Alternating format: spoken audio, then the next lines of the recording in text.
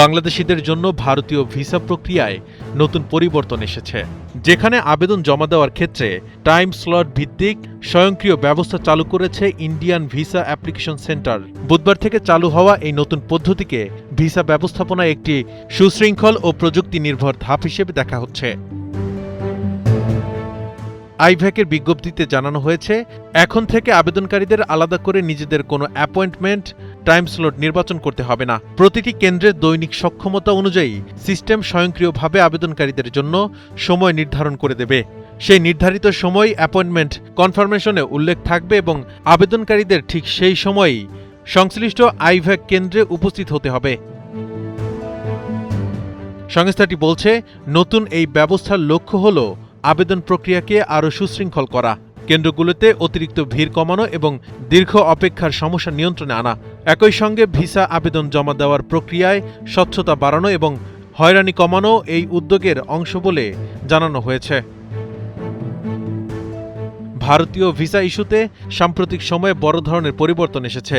2024 সালের আগস্টে বাংলাদেশের রাজনৈতিক পরিস্থিতি পরিবর্তনের পর স্থগিতাদেশ ও সীমাবদ্ধতা দেখা দেয়। এরপর ধাপে ধাপে কিছু ক্যাটাগরিতে ভিসা ইস্যু শুরু হলেও ট্যুরিস্ট ভিসা পুরোপুরি স্বাভাবিক হতে সময় লাগে। সবশেষ গত 28 জুন ভারতীয় হাইকমিশন বাংলাদেশি নাগরিকদের জন্য ট্যুরিস্ট ভিসা পুনরায় চালু করে।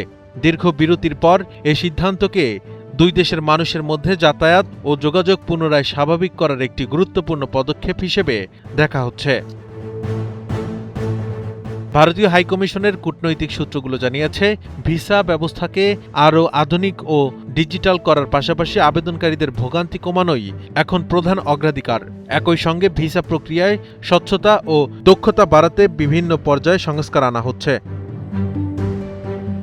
ঢাকায় নিযুক্ত ভারতীয় হাইকমিশন জানিয়েছে, প্রাথমিকভাবে ঢাকা, রাজশাহী, চট্টগ্রাম, সিলেট ও খুলনা এই 5টি ভিসা কেন্দ্রের মাধ্যমে আবেদন গ্রহণ ও প্রক্রিয়াকরণ চলছে।